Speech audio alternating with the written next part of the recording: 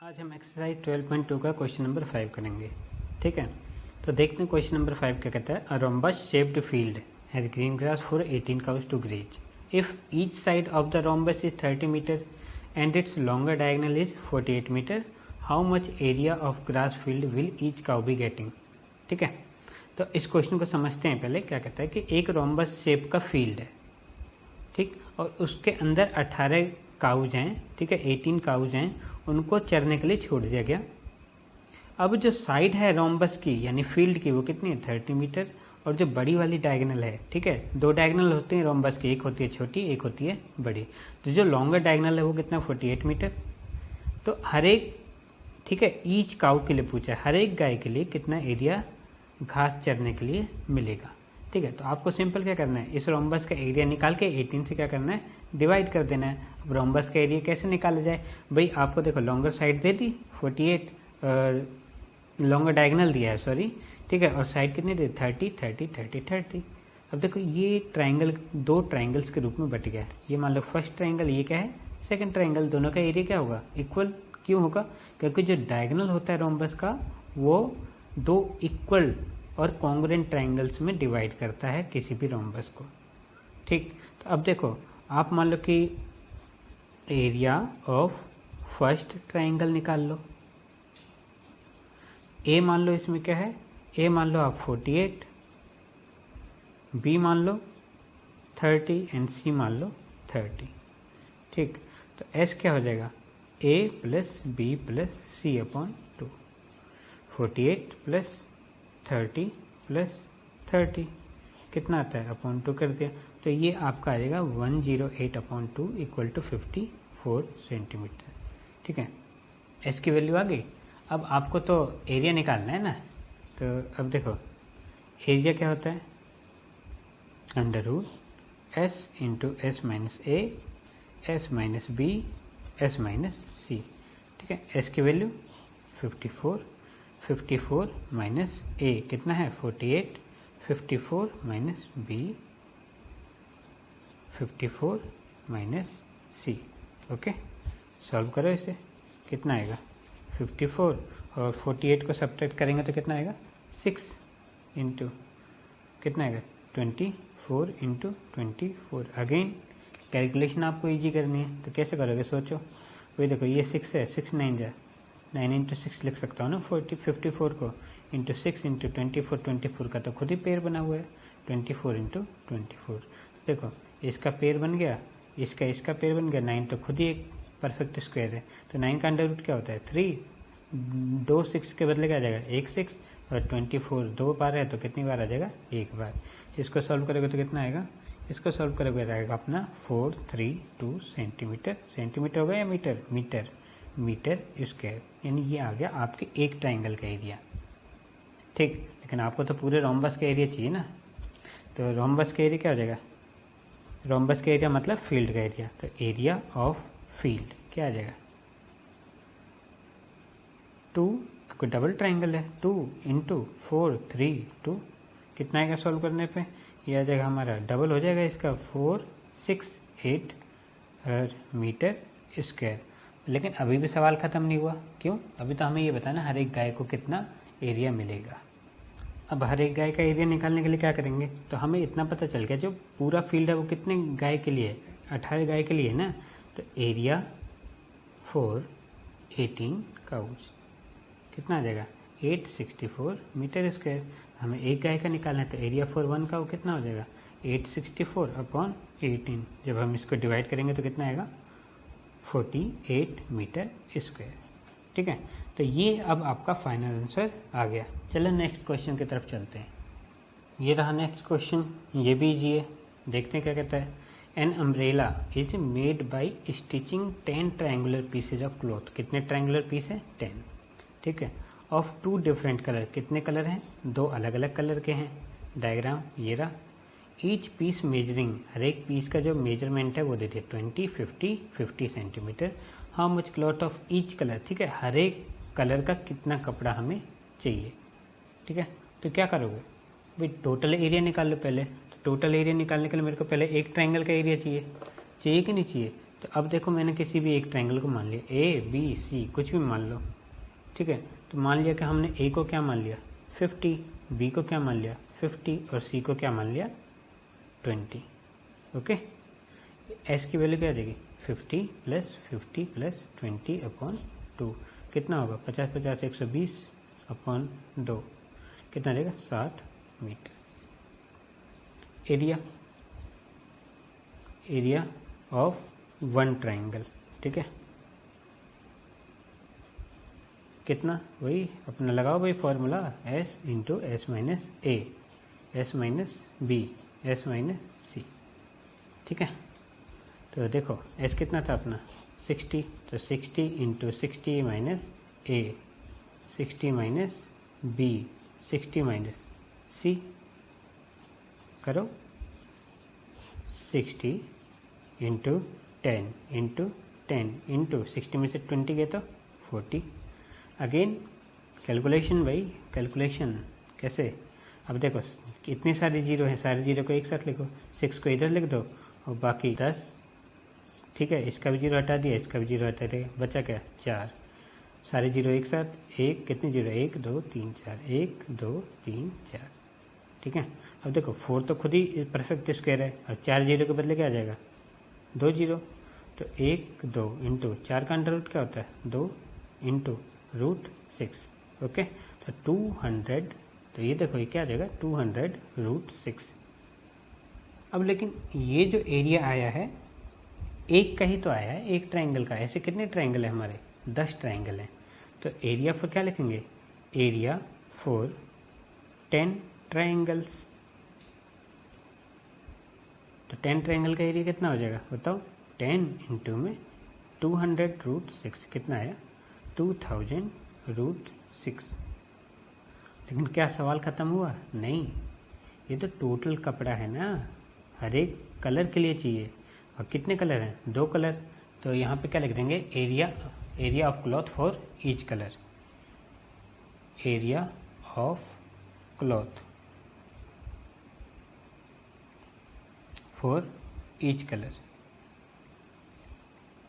क्या हो जाएगा भाई, आधा कर दो सिंपल, 2000√6/2 कितना आ जाएगा 1000√6 मीटर स्क्वायर, ठीक। ये हो गया आपका आंसर। नेक्स्ट क्वेश्चन की तरफ चलें, चलो चलते हैं। देखो ये रहा नेक्स्ट क्वेश्चन, क्या कहता है कि अ काइट, ठीक है, a kite in the shape of a square, kite जो है किसकी शेप में square, with a diagonal, diagonal कितना है 32 सेंटीमीटर, और आइसोसेलेस ट्राइंगल बेस कितना है 8 मीटर, ठीक है, सॉरी 8 सेंटीमीटर, एंड साइड कितना है 6 सेंटीमीटर, ठीक। तो each to be made of 3 different shade, तीनों को क्या करना है अलग अलग शेड का बनाना है, ठीक है, डायग्राम दे रखा है हमें, ठीक। अब देखो कह रहे हैं कि हर एक कपड़े के लिए कितना क्लॉथ चाहिए, सॉरी हर एक शेड के लिए कितना क्लॉथ चाहिए। तो देखो अब ये है हमारा फर्स्ट ठीक है, फर्स्ट शेड मान लिया, इसको क्या मान लिया सेकंड शेड, इसको क्या मान लिया थर्ड। अब देखो कैलकुलेशन करनी पड़ेगी हमें। अब देखो हर एक ये साइड जो है कितनी दी हुई है भाई, डायगोनल दिया हुआ है 32, डायगोनल कितना दिया हुआ है 32। अब हमें ये पता है कि डायगोनल जो होती हैं स्क्वायर की, दोनों डायगोनल क्या होती हैं इक्वल होती हैं, तो ये भी 32 और ये भी 32। अब हमें इसका निकालना है ना, तो ये देखो 32 है, अब जो डायगोनल होते हैं स्क्वायर के वो एक दूसरे को बाइसेक्ट करते हैं, ठीक। तो ये क्या हो जाएगा 16, ये क्या हो जाएगा 16, बाइसेक्ट का मतलब दोनों को बराबर बराबर हिस्सों में बांटना। अब ये 16 है, देखो ये भी तो टोटल 32 होगा ना, ये भी डायगोनल 32 की होगी, दोनों डायगोनल इक्वल होती हैं और क्या होती हैं बाइसेक्ट करती हैं, तो ये 16 हो जाएगा, ठीक, ये भी 16 हो गया। अब आप इसमें एरिया का फॉर्मूला लगा सकते हो, कौन सा, बेस इंटू हाइट वाला। तो एरिया ऑफ फर्स्ट शेड क्या होता है half into base into height, base कितना है बेस 16 + 16 कितना हुआ 32, ठीक है ना, ये 32 हो गया टोटल, और हाइट कितनी है 16 इंटू 16, हाफ तो सॉरी कट जाएगा 16 का स्क्वायर क्या होता है 256, ठीक है, सेंटीमीटर स्क्वायर। फर्स्ट सेट का एरिया आ गया। अब फर्स्ट सेट और सेकंड सेट का एरिया क्या होगा, इक्वल। ठीक है, तो क्या लिखेंगे, area of first shade equal to second shade. क्यों, diagonal of a square divide it into two congruent triangle. ठीक है, इसलिए दोनों ट्राइंगल कॉन्ग्रुएंट है तो इसका एरिया भी क्या होगा, इक्वल। ठीक है, अब देखो थर्ड का भी हमें दिया हुआ है भाई, बेस कितना है 8 और दोनों साइड कितना है 6 सेंटीमीटर। तो निकालो एरिया ऑफ थर्ड शेड। तो सबसे पहले तो लिखते हैं कि क्या क्या है, a equal to 6 centimetre, b equal to 6 centimetre, c equal to 8 centimetre. जो s होगा वो क्या होगा, a plus b plus c upon 2।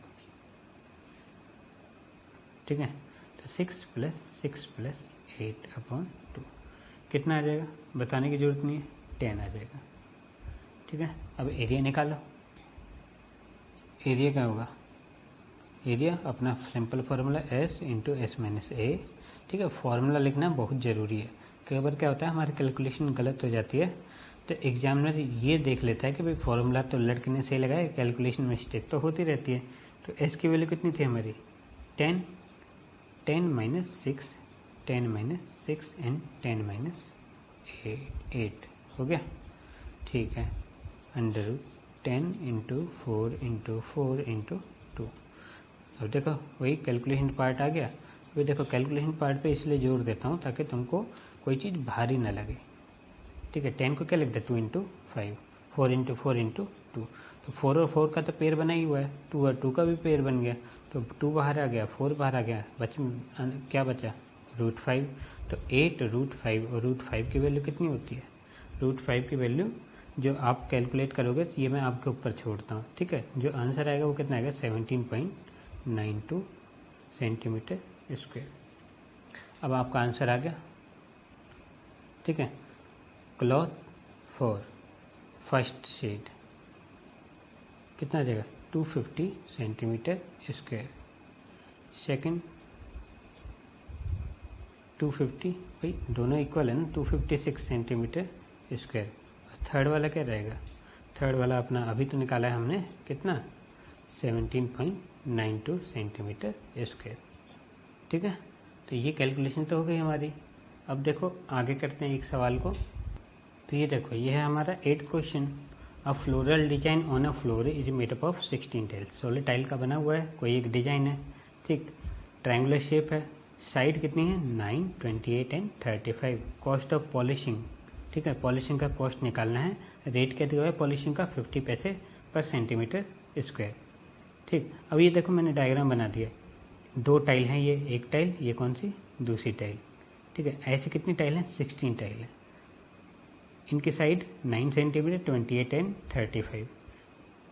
ठीक है, तो अब क्या पूछ रहा है कि भाई पॉलिशिंग का कॉस्ट क्या होगा।